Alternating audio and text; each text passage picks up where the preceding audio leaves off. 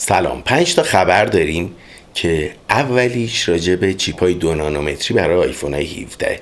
چند وقت پیش یادتون باشه خبر بود که اپل داره چیپای 2 نانومتری رفته برای تولید و رفت زیر تست و فلان و اینا و تا سال آخر 2025 احتمالاً این چیپ ها عرضه میشه که اگه زمینه این خبرهای قبلیشو دنبال کرده باشیم، اینا اصلا کل داستانشون رو مکه، یعنی اصل قضیهش رو مکه و قرار نبوده برای آیفون 17 بیاد، به خصوص این که خبر میگفتش آخر 2025 آیفون 17 سپتامبر 2025 میاد و خب 4 ماه فاصله است دیگه. یوم دسامبر باشه مثلا 3 ماه بینشون فاصله است.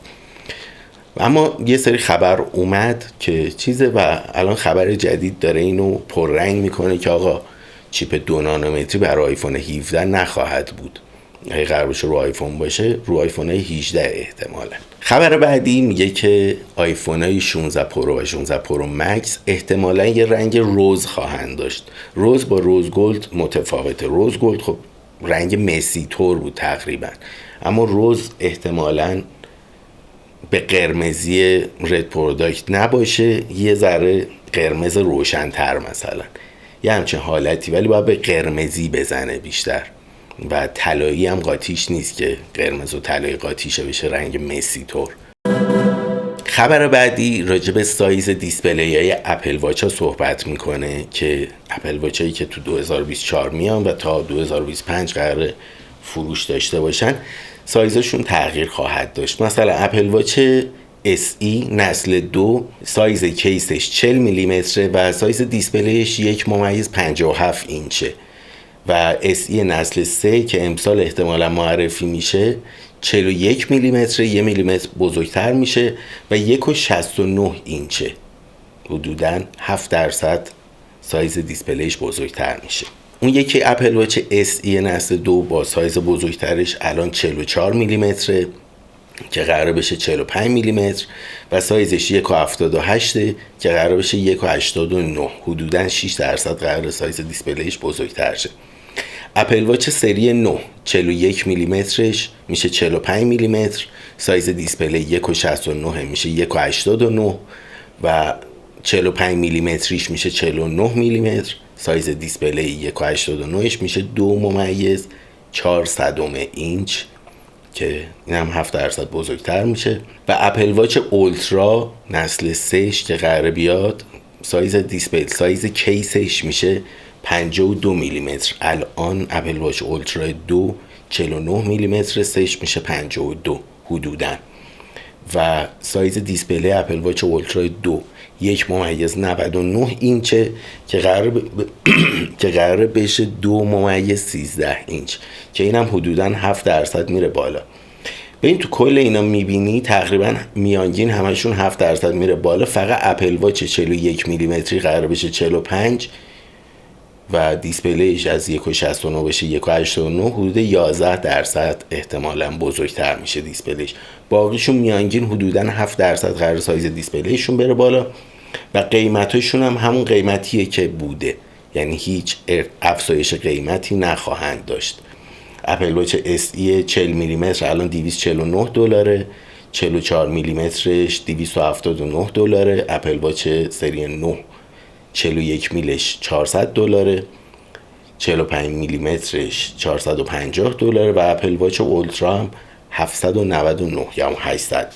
خبر بعدی راجع به دوربین نازک روی مک‌های سری M5 و هنوز مک‌های M4 نیومدن و احتمالاً اکتبری تو اواخر امسال شاهدش باشیم، اواخر امسال میلادی، و احتمالاً سری M5 سال بعد بیان، یعنی تو 2025 اواخر 2025 عرضه بشن. اما داستان دوربینش چیه؟ ببینین این دوربینایی که الان داره تولید میشه برای وبکم های مک ها، داستانش اینه که لنزشو یه شرکت تولید میکنه و سنسورشو یه شرکت دیگه. حالا یه شرکت دیگه هست که اینو کلا یه تیکه تولید میکنه و خیلی با ضخامت کمتری میتونه اینو تولید کنه. اسم شرکت هست سانی اپتیکال، سانی SUNNY.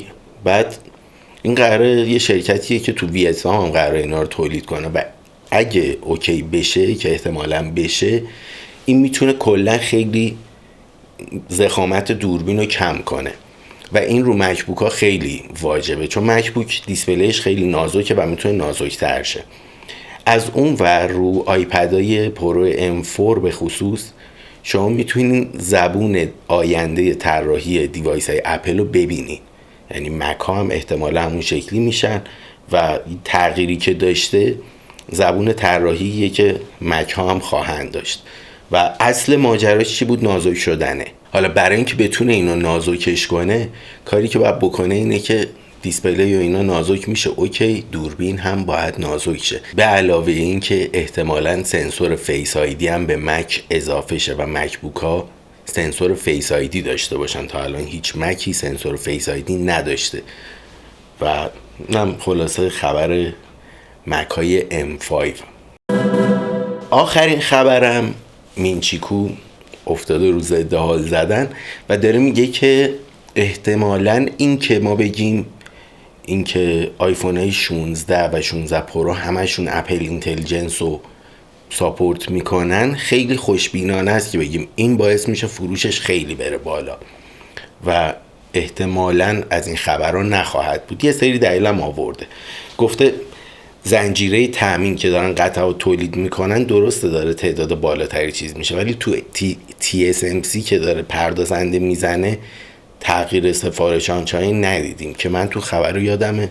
اتفاقا TSMC هم داره افزایش تولید چیز میکنه. این را بحث 90 تا بود، 90 میلیون برای 6 ماه مثلا، برای نیمه دوم سال 2024 که نیمه دومش هم 4 ماه آخر سال در واقع. خلاصه نمیدونم یه ذره عدد رقم‌ها رو داره تغییر میده. مثلا میگه آقا 15 پرفروش بود، 90 میلیون فروخت، با اینکه تو چیزا ما شنیده بودیم 15 فروشش پایین‌تر بوده. یه ذره یه جوریه دیگه. اما یه سری تحلیل هم آورده که این تحلیل‌ها بیشتر شنیدنیه تا اون داستانه عدداش که هیچ رفرنس مشخصی نیستش، اینجوری راجبش صحبت میشه. تحلیلایی که آورده اینه که اپل اینتلیجنس فقط به زبان انگلیسی آمریکاییه، واسه همین این مثلا برای اینکه ارتباط راحت آدمو باهاش بگیرن سختشونه، مثلا فرانسویه بخواد با این کار کنه، هندیه بخواد با این کار کنه. حالا درسته همه انگلیسی بلد هستن اکثریت آدما تو دنیا، ولی که بخوای راحت باهاش کار کنی و راستم میگه دیگه. مثلا با سیری من زیر دوش باشم، دستم بند باشه، بخوام باش کار یعنی کاری داشته باشم، نخوام با دست خیس دست بزنم به گوشی مثلا سیری استفاده میکنم. حالت عادی کار خاصی من با سیری ندارم، ترجیح میدم چیز کنم. ولی چت جی پی تی که فارسی میفهمه خب آدم راحت باش حرف میزنه، سوال میکنه، کاراشو پیش میبره. این هم میگه اپل اینتلیجنس کلا نه زبون چینی داره نه هندی داره، زبونای دیگر رو نداره و این خودش باعث میشه که یه مقدار چیز بیاد پایین. از اون ور اپل اینتلیجنس تازه نسخه های اولیه‌اش میاد، حالا این که بهش میگه بتا، ولی نسخه های اولیه‌اش میاد و این درسته قراره تا توی طی 2025 تازه این اپل اینتلیجنس و iOS 18 تازه اونجوری کامل میشه. یعنی وقتی که iOS 18 نسخه رسمیش اومد تهش که نیست، هیچ وقتم تهش نبوده. مثلا iOS 17 روزی که اومد خورد کامل شد، یعنی روز اول راجب معرفیش صحبت میشه و میگن آقا این قابلیت ها رو داره، اما این قابلیت ها رو به محض اینکه نسخه عمومیش هم میاد همش رو نداریم، به مرور هی اضافه میشه. مثلا کانتینیویتی که دوربین آیفون اون میشد وبکم مکمون. خب این مثلا همون اول نیومد دیگه، به مرور گذشت، تو آپدیت های بعدیش اومد. واسه همین iOS 18 هم که میاد همه چیش کامل نیست و طول میکشه که چیز شه. واسه همین تو 6 ماه اول که این آیفون میاد احتمالا فروشش بالا نخواهد بود. مینچیکو آدم معتبریه، اون برم تحلیلای دیگه چیز دیگه میگن، ما باید بشیم تماشا کنیم ببینیم چه اتفاقی میفته.